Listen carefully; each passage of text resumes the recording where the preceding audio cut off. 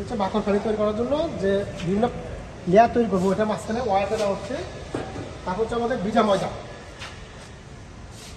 যে ভিজা ময়দাটা অবশ্য আমি বাংলাদেশ থেকে নিয়ে আসছিলাম স্যাম্পলের জন্য।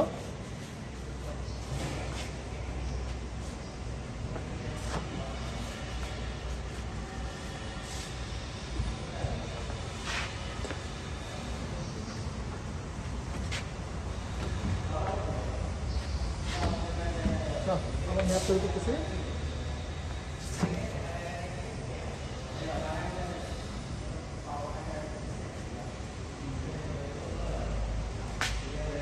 প্রত্যেকটা লেয়ারে অয়েল এবং ভিজা ময়দা।